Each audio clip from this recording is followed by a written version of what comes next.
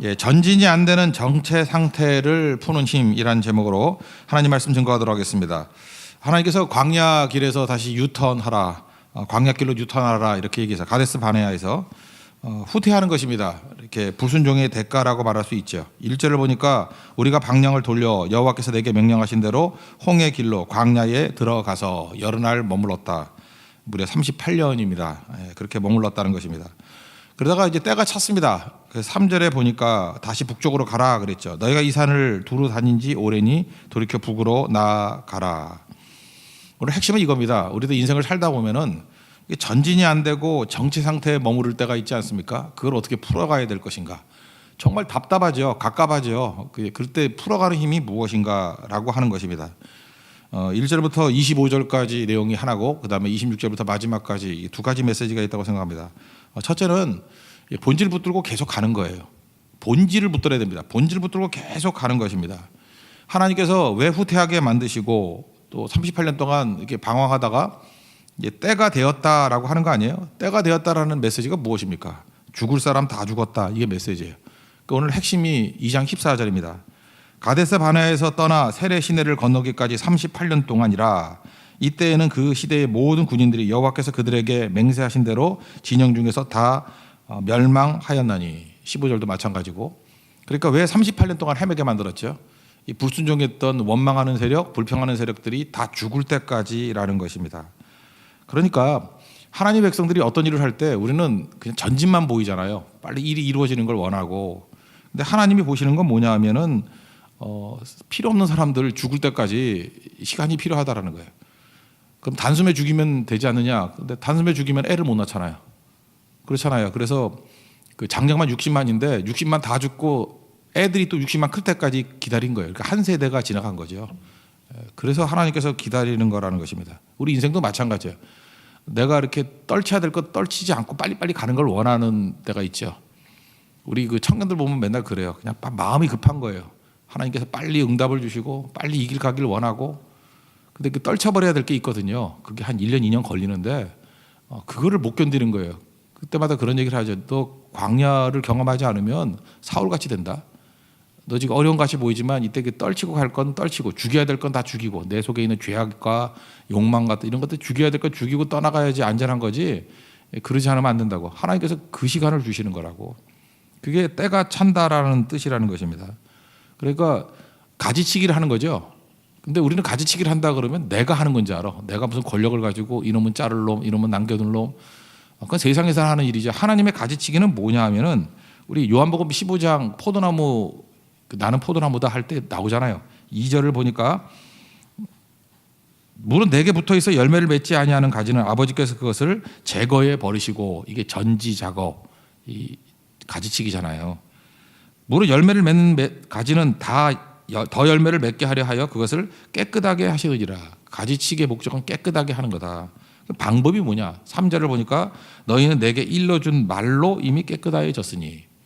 이게 핵심인데, 하나님의 전지 작업은 어떤 거냐 하면은 그냥 말씀을 계속해서 공부하는 거예요. 말씀을 계속해서 공급하면은 말씀을 받아들여서 변화가 되겠죠.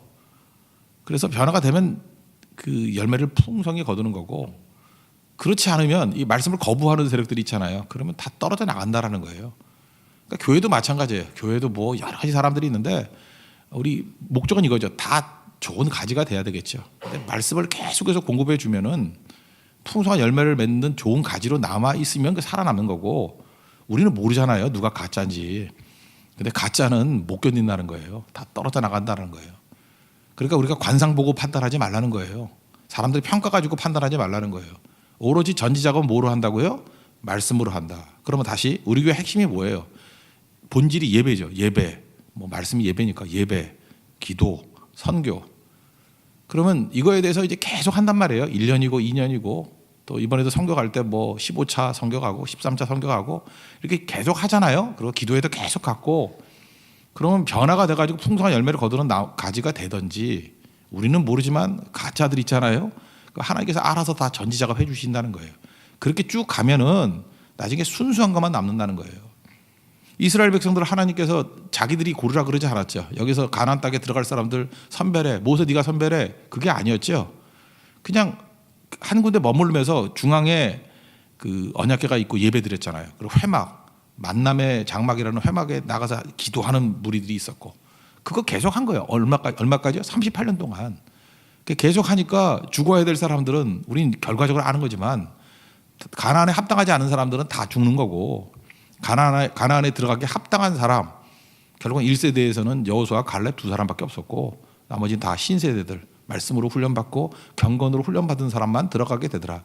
이게 하나님의 전지 작업이라는 거예요. 이게 하나님께서 뽑아놓은 작업이라는 것입니다. 이게 이사야서에서는 뭐라 그래요? 밤날에 상수리나무가 뱀을 당하여도 그 구루터기가 남는 것 같이 하나님께서 이 남은 자를 통해서, 이 렘넌트, 이 남은 자를 통해서 하나님께서 일하신다, 그런 말씀이라는 거예요. 우리가 해야 될 일이 뭐죠? 교회는 그래서 진리의 근본 터가 돼야 돼요. 말씀이 계속 공급되고, 그 다음에 본질이 계속 공급되면은 이 가짜들은 오래 못 가요. 그래서 자기가 못 견딘다고 못 견뎌. 그래서 변화가 되든지 아니면 떨어져 나가든지 그런 일이 벌어지게 된다라는 것입니다. 마태복음 6장에도 마찬가지, 요한복음 6장에도 마찬가지예요. 예수님께서 자기 자신이 에고 에이미라고 첫 번째 표현한 게, 나는 생명의 떡이다. 오병이어 기적을 행하고 난 다음에 생명의 떡이다. 나를 먹어야 된다. 나를 먹어야 된다는 게 뭐냐면 계속 나오는 거다. 믿는 거다. 그래서 믿지 아니하기 때문이다. 이렇게 계속 굉장히 긴 성경에 6장이. 그러고 난 다음에 많은 사람이 떠나갔습니다. 그죠? 그게 어렵도다, 싫도다, 뭐 안 믿는다. 예수님이 묻잖아요. 너희도 가려느냐?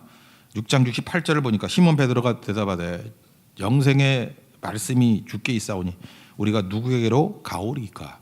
남잖아요. 이 진짜죠. 그러니까 떡으로는 판별이 안 돼요. 이 떡으로 배부른 사람들이 있을 때는 뭐 어중이 떠중이들 예수님 왕 삼자 굉장히 충성스러워 보이죠. 근데 판별이 안 되잖아요. 그런데 예수님께서 똑같은 거죠. 여기서 진짜와 가짜를 가르는 시금석이 뭐예요? 영생의 말씀. 이게 증거됐을 때 남는 자들이 진짜고 떠나가는 자들 다 가짜들 떠나가게 된다는 거예요. 이게 하나님의 전지 작업이라는 거예요. 이게 가데스 바네아에서도 똑같이 이루어진 거죠. 38년 걸렸습니다. 그때는. 이때는 뭐 순식간에 이루어질 수도 있고. 그러니까 교회가 해야 될 일이 뭐죠? 여러분들이 인생 살다가 이렇게 답보 상태에 놓여 있고 전진이 안 되고 정치 상태에 놓여 있을 때는 본질 붙들고 쭉 가는 거예요. 지금도 보세요. 이렇게 뭐 겉으로 볼 때 믿음이 되게 좋아 보이는 사람 보이는데 그냥 불이 확 붙었다가 한 6개월, 1년 지나면 맨날 낙심하고 좌절하고 안 보이고 그런 사람 많잖아요. 그죠? 그때마다 느끼는 게 뭐죠? 그게 믿음이 아니었다라는 거예요. 그게 가짜였다라는 거. 그거 우리가 어떻게 판단해요? 모르죠. 판단하라 그러지 않았어요. 본질을 붙들고 쭉 나가면은 그 떨어져 나가는 가지들은 다 떨어져 나가는 거고, 진짜들로 변화될 사람들은 변화돼서 풍성한 열매 거두게 되는 것이다. 이스라엘 백성들 깨달았던 게 뭐냐면, 이 떨어져 나간 사람들의 생각은 뭐였냐면은 우리가 강해야 된다라는 거예요. 정탐하고 난 다음에 쟤들은 굉장히 강하니까 우리는 더 강해져야만 갈 수 있습니다. 아마도 여기서 죽었던 애들은 38년 동안 힘을 길렀는지도 몰라요. 그죠? 우리가 더 강해져야 된다, 강해져야 된다.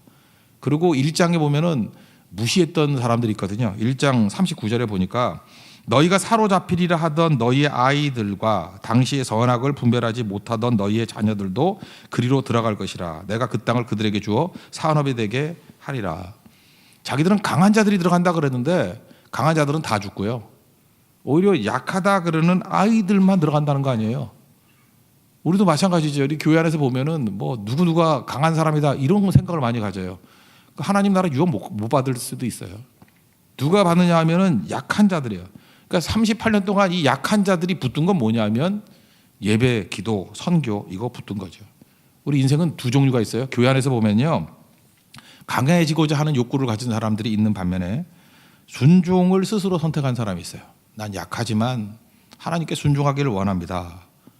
그러면서 이게 38년이라는 게 여러분 길어 보이지만 사람마다 틀려요.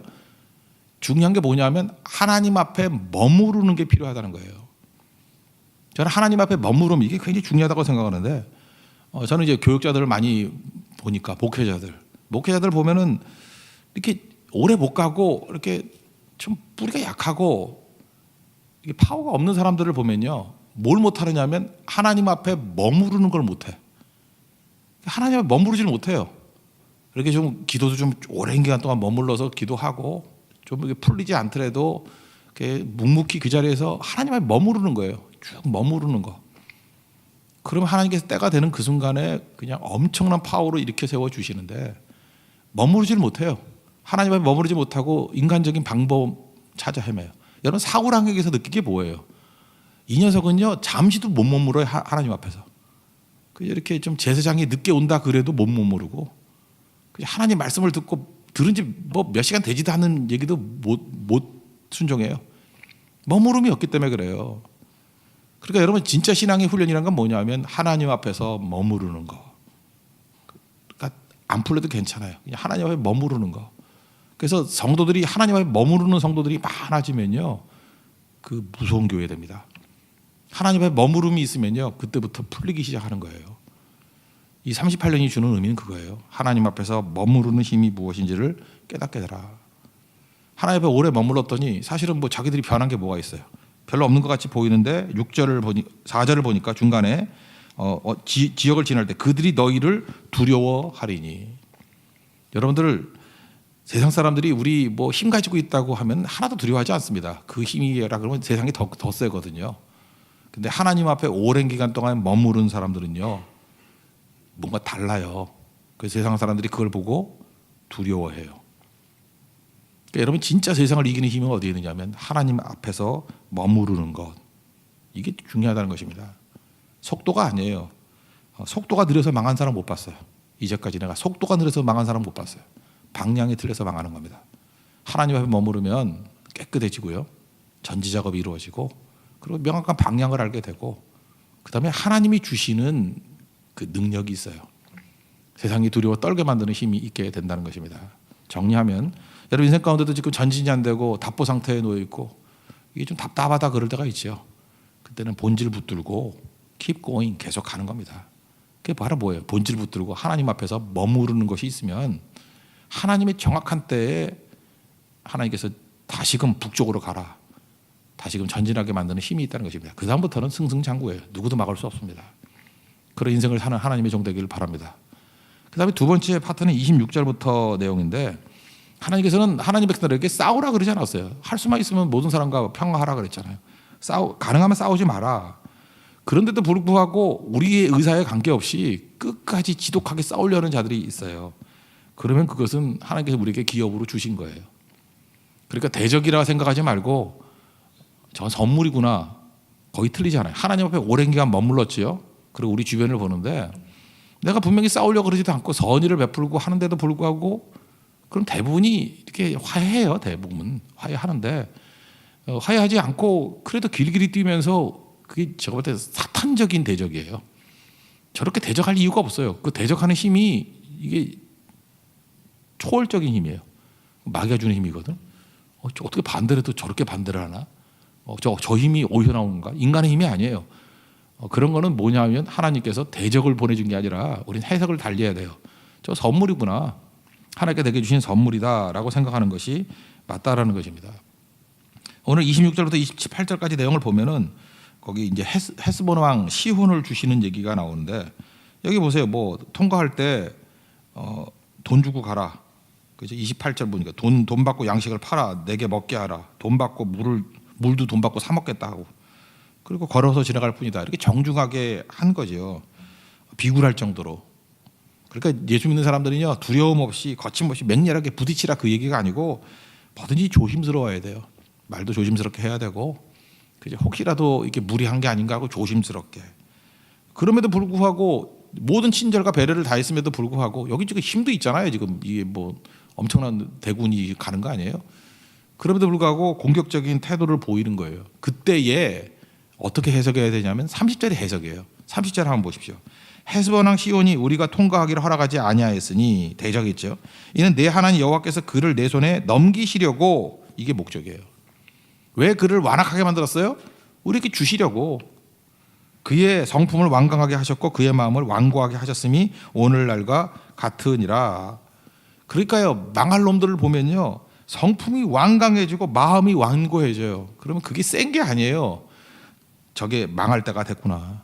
또 우리 쪽 입장에서 볼 때는 하나님이 저거 주시려고 저렇게 하는 거구나. 그게 맞다라는 것입니다. 그러므로 우리가 하나님 앞에 머무르면서 하나님의 말씀만 듣고 있으면 사실 문제될 게 없죠. 그래서 우리는 해석이 달라지는 거예요. 대적이라 그러지 않고 선물이라 그러고, 그죠? 이거는 하나님께 내게 준 축복이라고 해석을 하는 거고, 이 해석을 보라는 거예요. 인생 우리가 살다 보면 광야에서 이런 일이 벌어진다는 거예요. 반드시 이렇게 해석을 할지니라. 그래서 예수 믿는 사람들은요, 싸움을 할 때 반드시 조심해야 될 게 31절입니다. 그때 여호와께서 내게 이르시되 내가 이제 시온과 그의 땅을 내게 넘기노니 너는 이제부터 그의 땅을 차지하여 기업으로 삼으라 하시더니. 중요한 게 뭐예요? 정세 파악하고 내 힘 점검하고 하는 것이 아니고 말씀 듣는 거예요.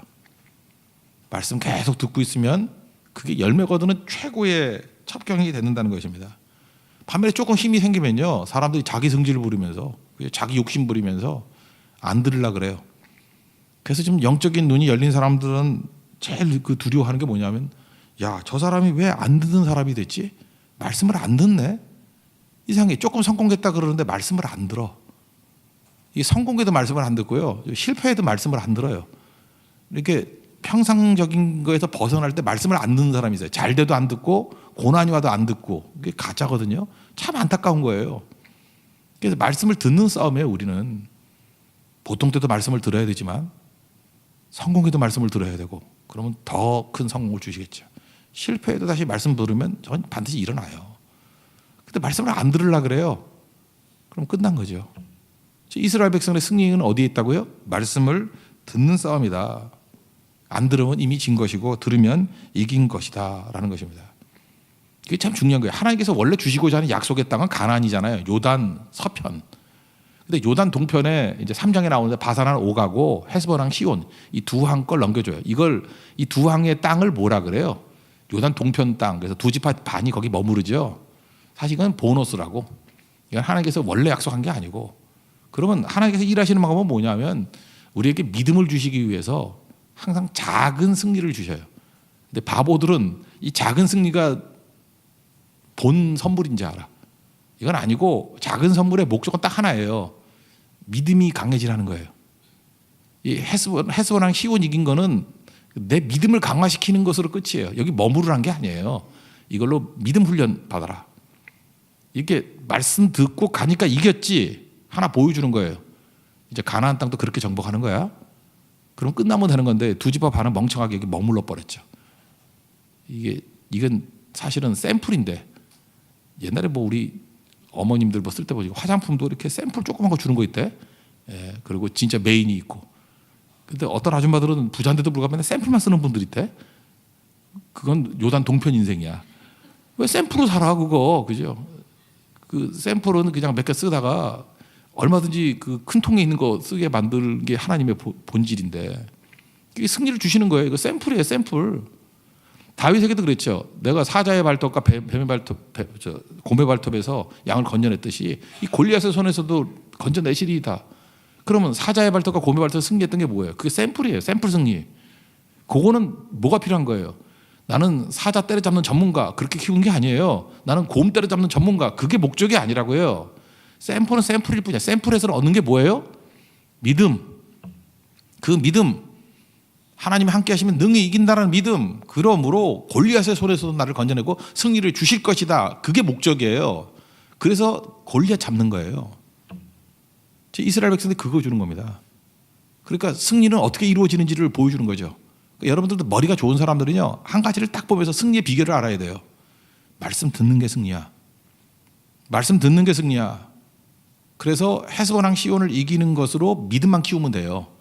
그리고 혹시 뭐 누구 달라 그러면 너 가져와 그러고 주는 거예요. 샘플인데 뭐. 근데 진짜가 있는 거거든요. 그리고 가나안을 향해서 돌진해야죠. 여러분 지금 과정 속에서 얻어야 될 것을 주시는 때도 있고요. 그냥 샘플 줘가지고 맛배기에 맛배기 이렇게 이기는 거야 라고 하는 믿음만 가지면 돼요. 그래서 나는 믿음 갖고 너는 샘플 가져. 그러고 가는 거예요. 왜냐하면 우리에겐 진짜 땅, 메인랜드가 기다리고 있어요. 그게 성도의 삶입니다. 이렇게 승리할 수 있는 하나님의 거룩한 백성 되기를 기원합니다. 모두 자리에서 일어나겠습니다. 446장 찬송하겠습니다.